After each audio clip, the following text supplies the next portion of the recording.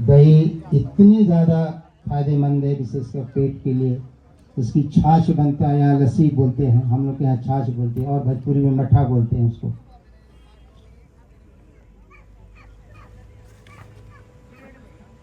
इतनी ज़्यादा उपयोगी है छाछ लस्सी। लेकिन देसी गाय वाला जो ये सब हम लोग पी रहे हैं, ये तो मतलब पी रहे हैं क्या करें। और हमारी जो सरकार है, चाहे वो केंद्र की हो या प्रांत की हो, गाय का दूध कैसे बढ़े, देसी गाय का, पहाड़ी गाय का कैसे बढ़े, इस पर कोई जो ढंग से काम होना चाहिए। जो मस्तिष्क पी रहे हैं, मतलब छाछ पी रहे हैं, तुलसी का प्रयोग कर रहे हैं, योग कर रहे हैं, और इतना ही नहीं, बनारस, हरिद्वार और ऋषिकेश में आकर भारतीय पद्धति से शादी भी कर रहे हैं। शास्त्रीय संगीत बनारस में होता है, हर साल महोत्सव होता है, 10-20 तो भारतीय होते हैं, हजारों की संख्या में विदेशी होते हैं। उनको वो मालूम है, वो गुणवत्तापूर्ण चीज़ों को अपनाते हैं। और हम लोग जो वहाँ प्रतिबंध लग गया, यूरिया अपना रहे, फास्ट फूड खा रहे हैं। क्या आपको स्वस्थ है व्यक्ति? कितनी प्रकार के रोगे है कि उसका मतलब कि उतना तो जांच भी नहीं पकड़ा पा रहे। तो इस प्रकार से इतनी श्रेष्ठ पद्धति को हम लोग छोड़ते जाते हैं। जो सबसे लोगों में घृणा पैदा किया गया गोबर के प्रति। गोबर का तो चमत्कार अद्भुत है, न केवल विज्ञान की दृष्टि से बल्कि तंत्र मंत्र के दृष्टि से भी गोबर का कोई मुकाबला ही नहीं। गोबर में रोग इतने प्रकार के एंटीबायोटिक आपको मिलते हैं कि प्राचीन समय में, प्राचीन का 20-30-40 साल पहले गांव में किसी को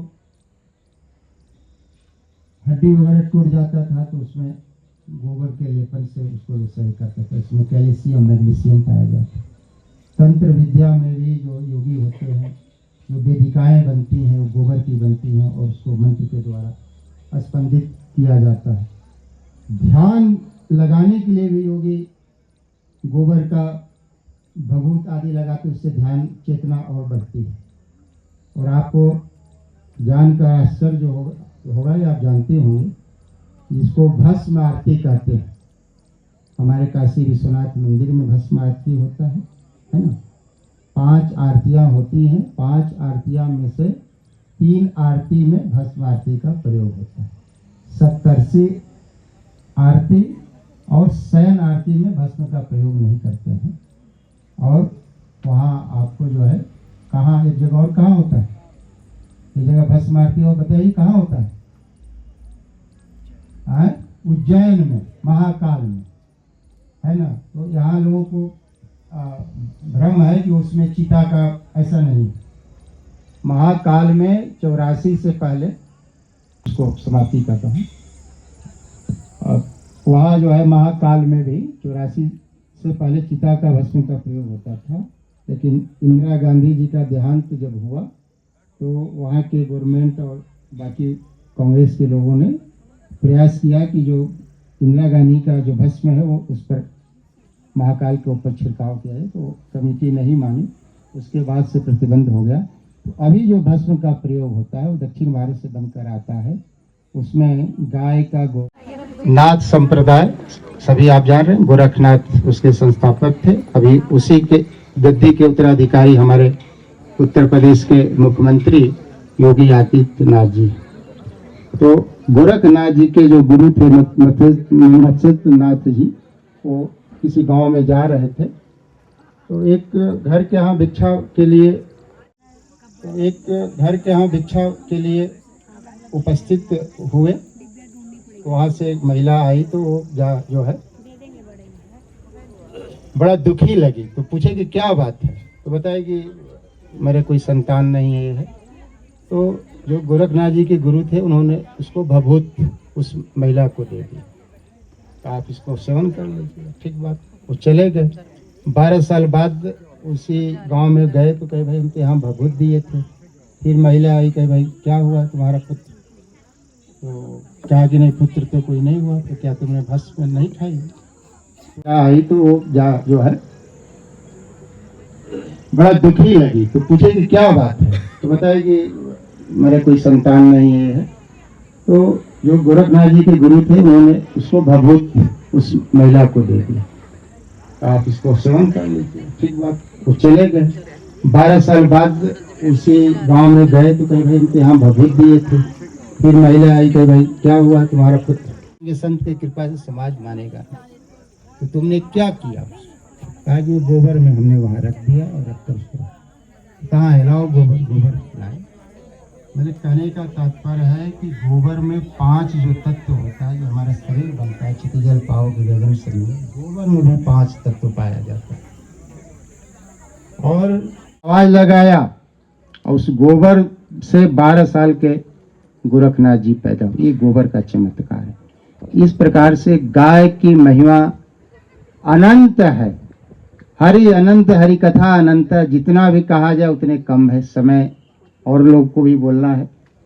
मुझे विवेक जी ने संकेत किया था कि थोड़ा धर्म को ही ज़्यादा करना है, तो आप जितनी गौ सेवा करें, गौ सेवा करने से आपकी कुंडली के जितने भी दोष हैं, ग्रह नक्षत्र के जो दोष हैं, वो सारे के सारे गाय के केवल सेवा से, गाय के परिक्रमा से, गाय की कथा सुनने से, उसको नहलाने से, उसको घास खिलाने से, ये सारे के सारे ग्रह आपके अनुकूल हो जाते हैं। प्रतिकूल हो जो है वो अनुकूल हो जाता है।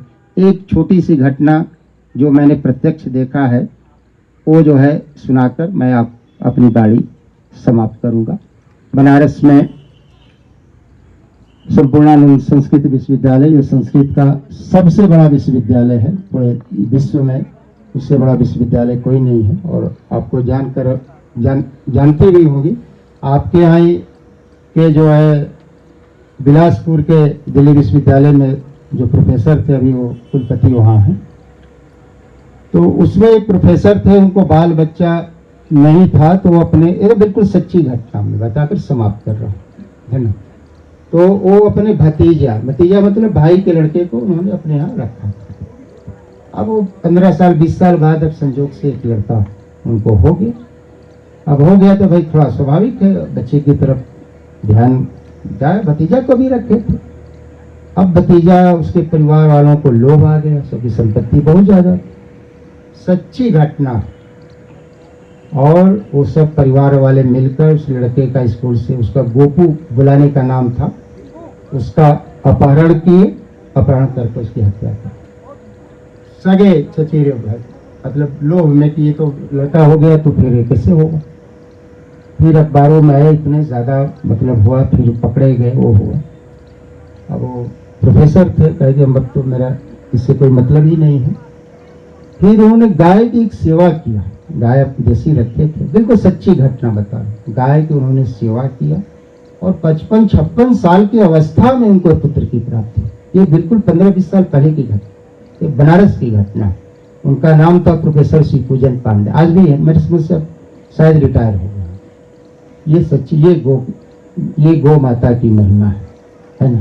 तो आप श्रद्धा से जितना हो सके सप्ताह में एक ही दिन आइए, गाय परिक्रमा करिए, गाय की सेवा करिए, नहलाइए धुलाइए, है ना।